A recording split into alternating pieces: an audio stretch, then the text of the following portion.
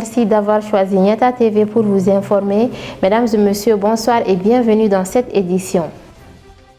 La cérémonie de lancement de la campagne nationale de vaccination contre la COVID-19, deuxième passage, a eu lieu ce matin. Cette campagne vise 70% de la population. Le ministre de l'Industrie et du Commerce et son collègue de l'Économie et des Finances ont co-animé une conférence de presse sur la cherté de la vie. Au Burkina Faso, l'ex-président Kaboré a quitté le pays pour des raisons médicales.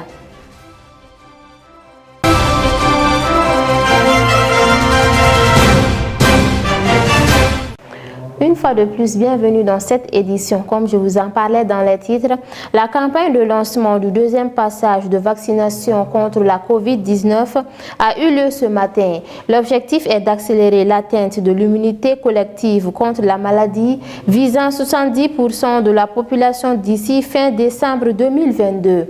La cérémonie s'est déroulée sous la présidence du ministre délégué auprès du ministère de la Santé, le ministre en charge de l'action humanitaire, de la solidarité des réfugiés et des déplacés du Mali. Suivons le reportage.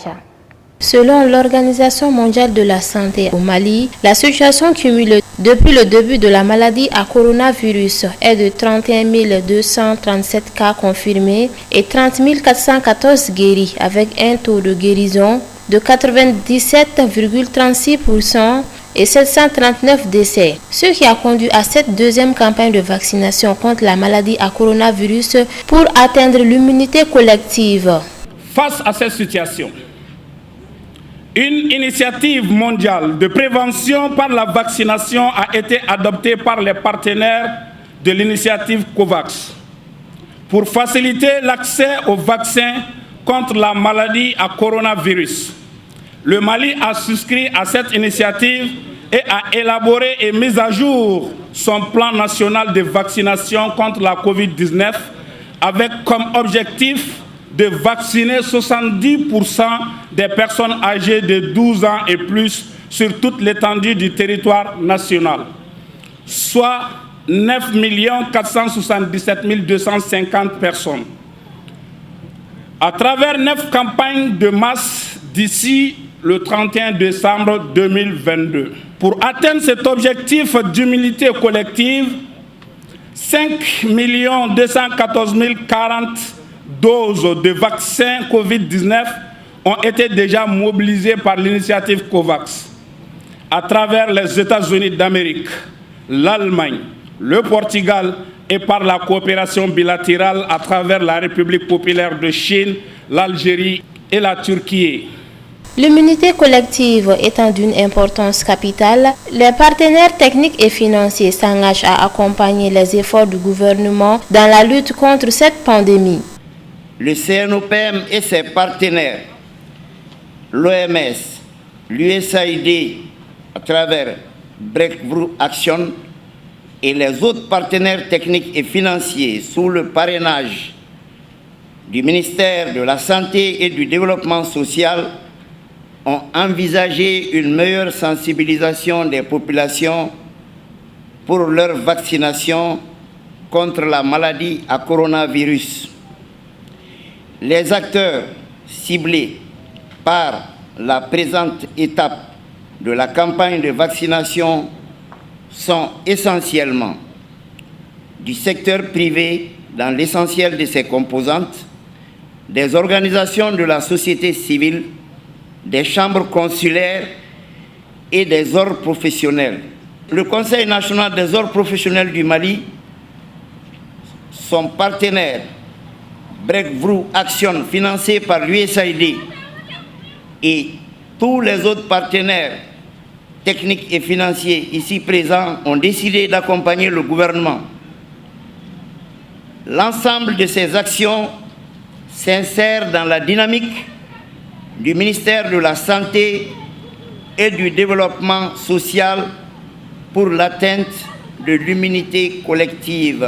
La vaccination contre la COVID-19 en Afrique reste un défi majeur, raison pour laquelle l'Organisation mondiale de la santé a lancé un appel à la population malienne afin de se faire vacciner. La vaccination contre la COVID-19 reste un grand défi dans la région africaine avec un objectif de 70% de couverture vaccinale d'ici la fin de l'année.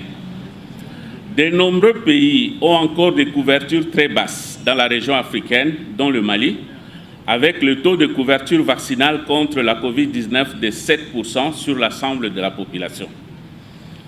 Les campagnes de vaccination sont les moyens les plus sûrs pour vacciner le maximum de personnes. L'exemple type est celui du premier passage ici au Mali, où nous avons observé les plus forts taux de personnes vaccinées. L'OMS et ses partenaires techniques financiers vont travailler ensemble auprès des autorités nationales pour que les cibles identifiées dans cette seconde campagne, c'est-à-dire les personnes âgées de 12 ans et plus, soient vaccinées le plus tôt possible. Sur tout un autre plan, les produits de première nécessité ont grimpé de façon anormale ces dernières semaines. Pour y remédier à cette hausse injustifiée, le gouvernement a pris des mesures lors d'un conseil de ministres dimanche dernier afin de mieux contrôler les prix sur le marché. À cet effet, le ministre de l'Économie et des Finances et le ministre de l'Industrie et du Commerce ont co-animé une conférence de presse pour exiger que les commerçants respectent les prix fixés. Aissata Touré et Salif Niari. Cette conférence de presse avait pour objectif d'informer la population et les opérateurs économiques sur les dispositions prises par le gouvernement pour pallier au problème de hausse de prix injustifiées des produits de première nécessité. Il convient d'indiquer que les augmentations des prix constatées ne sont ni spécifiques ni particulières au Mali. Ainsi, sur le plan international, la plupart des produits sur le marché avaient connu une certaine augmentation. C'est ainsi, par exemple, qu'on peut donner des exemples pour la tonne de blé qui a passé de 177 000 francs CFA en novembre 2021 à 270 000 francs CFA en avril 2020, soit une hausse de près de 48%. Au même moment, le prix de sac de 50 kg de la farine boulangère est passé de 22 500 à 25 000, soit une augmentation de 11% seulement au niveau du Mali. Par ailleurs, les prix fournisseurs sucre ont connu aussi une hausse de 275 000 à 445 000 francs CFA, soit 62%. Pour atténuer l'impact lié à l'augmentation des prix chez les consommateurs, le gouvernement a pris des mesures ci-après. La réduction de 50% de la base taxable à l'importation de 300 000 tonnes de riz, 110 000 tonnes de sucre et 30 000 tonnes d'huile alimentaire, représentant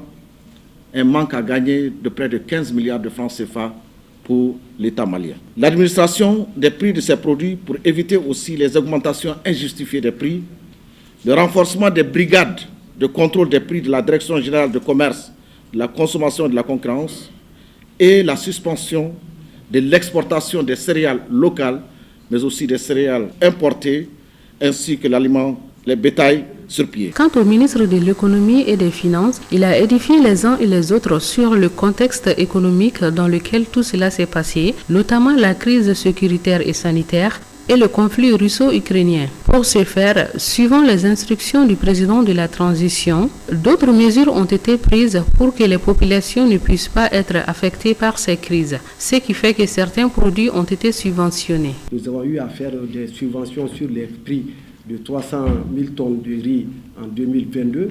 On a fait pour 250 000 en 2021. Nous avons eu à faire des subventions sur le carburant. L'impact, par exemple, en 2021 en 2022 est de 95 milliards de francs CFA. Et sur 2021, l'impact sur le carburant, c'est à peu près de 27 milliards de francs CFA. Nous avons également eu à prendre des mesures de subvention sur le prix du sucre en 2 temps. Il y a eu un premier contingent de 60 000 tonnes en novembre 2021 qui devait finir au 30 juin 2022 et un second contingent de 50 000 tonnes, soit les 110 000 tonnes que le ministre vient d'annoncer. Et en même temps, on a également fait des subventions sur 30 000 tonnes d'huile alimentaire. Tout cela accompagné par des subventions sur la consommation d'électricité. Il faut rappeler que l'État a injecté 30 milliards en 2022 sur la subvention des prix de l'électricité, parce qu'on a un contrat plan avec EDM depuis 2014 qui fait que le prix du kilowatt est maintenu au prix maximum de 90 francs le kilowatt, ce qui nécessite une subvention annuelle de 30 milliards que nous avons payé en 2022. Je rappelle que c'est 63 milliards qui ont été payés en 2021 à EDM. Selon le ministre de l'Industrie et du Commerce, la situation aurait pu être plus compliquée si des mesures d'atténuation n'avaient pas été prises par les plus hautes autorités du pays. Mais au cours de la rencontre, il a rassuré que tout rentrera dans l'ordre d'ici la semaine prochaine. Je vous garantis que d'ici la semaine prochaine, le marché va se comporter de façon normale et en conformité avec les cahiers de charges et selon les prix que nous avons fixés avec nos partenaires du secteur privé. Donc je pense que ça, c'est des choses, il faudrait continuer qu'on travaille ensemble, vous et nous, pour qu'on trouve les meilleures solutions et les meilleures pratiques, parce qu'il faut imposer ces pratiques. Nous, au ministère de l'Industrie, on n'acceptera pas le désordre. Et aussi longtemps que ce désordre commercial continue, nous allons maintenir ces brigades sur les marchés pour contrôler l'écosystème. La direction de l'information et des relations publiques de l'armée a tenu sa traditionnelle conférence de presse sur l'évolution de la situation sécuritaire. Selon le patron de la DIRPA, les terroristes sont à bout de souffle. Ils sont obligés de passer à des actions kamikazes pour faire peur à la population. Par ailleurs, le colonel Souleymane Dambélé a invité à redoubler de vigilance car aujourd'hui l'épouse ne sait pas que son mari est terroriste. Suivons les détails. Les forces armées continuent de consolider les acquis opérationnels face à des terroristes de plus en plus fébriles. C'est vrai, quand je vais parler de fébrilité, d'aucuns vont dire que, et pourtant, ils arrivent à sévir. Dites-vous qu'on est devant une guerre asymétrique. Autant vous faites des manœuvres pour détruire ces terroristes, pour détruire ces sanctuaires, autant ils vont essayer de se faire, gros, de marquer leur présence avec des actions, comme on le dit actuellement, des actions désespérées. Imaginez-vous des gens qui acceptent à aller en kamikaze, vous voyez que déjà ils sont à bout de souffle.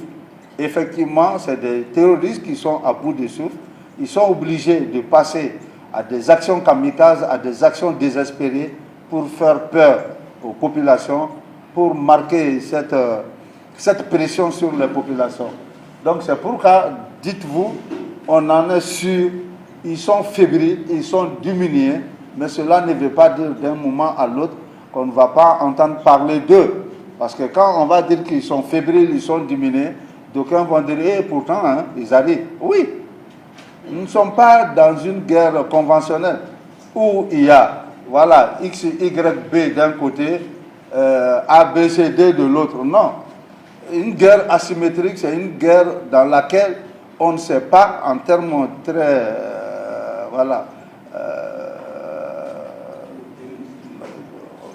en termes très simples, on ne sait pas qui est qui.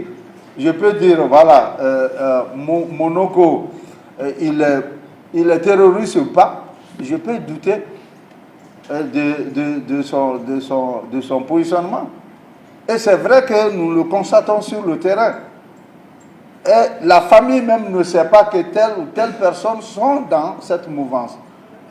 Et c'est lorsque, suivant nos renseignements et suivant les opérations, qu'on arrive à appréhender des gens, vous allez entendre des voix, non, il n'est pas terroriste, il n'est pas terroriste. Je vous dis, de nos jours, même l'épouse ne sait pas que son mari est terroriste. C'est pourquoi on donne des indications. Faites attention, voyez que lorsque la vie de votre mari change, essayez de comprendre qu'est-ce qu'il en est. Parce que c'est des terroristes qui viennent avec des faveurs. Quelqu'un qui n'a pas l'habitude de s'octroyer un 10 000 ou bien un 30 000 par mois, et vous voyez tout d'un coup que son cadre de vie change, vous voyez que ses comportements changent. Alors, généralement dans notre société, on ne se demande pas qu'est-ce qui se passe réellement. La famille reste comme ça devant cette situation, pensant que la volonté, la bénédiction de Dieu a fait que celui-là a pu s'offrir des conditions meilleures, alors qu'il est dans une activité que vraiment toute la famille ignore. Ça, c'est des aspects qu'on doit désormais prendre en compte. Pas seulement en brousse. Et comprenez que les terroristes sont en train de sévir à Bamako. Ils sont là. Donc on doit être vigilant nuit et jour. On doit être prompt à donner l'information à qui de droit. Mais malheureusement, même si vous avez la bonne information, on se rend compte que, voilà, tout se dit sur les réseaux sociaux. Une fois qu'une information est filée sur les réseaux sociaux, dites-vous que c'est foiré d'avance. Tel que vous suivez les réseaux sociaux, ces gens-là suivent assidûment les réseaux sociaux également. Donc faites en sorte, sensibiliser la population, comme quoi s'il y a des informations, on a un centre d'appel qui est très actif, 24 heures sur 24. S'il y a des informations, faites recours au centre d'appel. Et à chaque fois que le centre d'appel est saisi par une information, on va à la vérification. À chaque fois que le centre d'appel est informé, et tenez-vous bien, toutes les actions maintenant sont élaborées, sont menées à partir des informations données par le centre d'appel. Donc au lieu d'aller sur les réseaux sociaux, appelez le centre d'appel, donnez les informations qu'il faut. Et je pense déjà, si vous donnez des informations sur les réseaux sociaux, en termes de renseignement, c'est foiré. Ça, les forces ne pourront plus sévir. Donc, c'est des conseils que je voudrais que vous passiez auprès des populations et d'éviter de donner ces informations d'ordre opérationnel sur les réseaux sociaux. La Cour constitutionnelle du Mali a organisé une journée d'échange avec la société civile sur le thème « Le juge électoral et la société civile, quelle complémentarité pour des élections réussies au Mali ?» La journée vise à préparer les futures échéances électorales. L'objectif est de mieux faire comprendre aux membres de la société civile les relations avec le juge électoral. Ali Kloubali. Il s'agit d'un atelier comparatif de partage d'expériences dont le thème portait sur les principes généraux du droit dans les processus de révision et rédaction de nouvelles constitutions au cours des transitions politiques. L'ouverture des travaux a été dirigée par le président de la Cour constitutionnelle, Amadou Ousmane Touré, en présence du président du Conseil national du Centre malien pour le dialogue interparti et la démocratie, Simdid Boubacar Sandina Kamara, et du représentant de l'Institut international pour la démocratie et l'assistance électorale, Maurice Angelegel. L'objectif général de la rencontre était de conduire cette réflexion technique comparative, rétrospective et prospective sur la nature de ces principes généraux constitutionnels intangibles dans le processus de rédaction de la nouvelle constitution du Mali, selon l'expérience comparative régionale et internationale d'IDEA INT. Tout processus de révision ou de rédaction d'une nouvelle constitution se heurte au dilemme entre rupture et continuité. Rupture par rapport à l'ordre juridique constitutionnel ancien, souvent revendiqué, particulièrement quand le processus est assis sur les recommandations d'un dialogue politique national préalable. Continuité, car aucune constitution ne peut être écrite sur du néant. Il existe toujours un ensemble de principes généraux de la constitution passée que l'on retrouve nécessairement dans la nouvelle loi fondamentale. Ce dilemme peut créer des incertitudes et tensions dans les processus de révision de constitution ou de rédaction d'une nouvelle constitution au cours des transitions politiques, parce qu'il y a ce hiatus entre le passé, le présent et le futur qu'on anticipe au meilleur au plan constitutionnel. Le président de la Cour constitutionnelle a déclaré dans son allocution que réviser, modifier ou rédiger totalement une constitution nouvelle est un exercice hautement intellectuel et une activité politique de premier plan. Il s'agit également, a ajouté Amadou Ousmane Touré, d'une exigence démocratique pour la promotion des libertés publiques et l'amélioration constante des droits fondamentaux, sans lesquels nous ne saurions dire ou prétendre vivre dans une société démocratique. La Constitution étant un contrat social dans sa forme la plus simple entre les gouvernants et les gouvernés, le président du CIMDID a souligné qu'elle est une œuvre humaine qui n'est pas parfaite. Cet atelier enrichira et nous aidera à accompagner la Cour constitutionnelle dans son rôle de maintien de la cohésion sociale, a indiqué Boubacar Sandina Kamara. Qu'à la fin de cette session, ils auront assez d'expérience qui seraient mises à la disposition de notre pays pour avancer dans les nouvelles réformes. Sans l'existence d'un cadre constitutionnel fonctionnel et acceptable et son large respect, il est difficile d'imaginer la paix, la démocratie, les droits de l'homme, l'inclusion des femmes et d'autres groupes marginalisés, mais aussi la réussite de la lutte contre le changement climatique et d'autres sources de stress auxquelles sont confrontés les Maliens, a appuyé le représentant Idéa Int.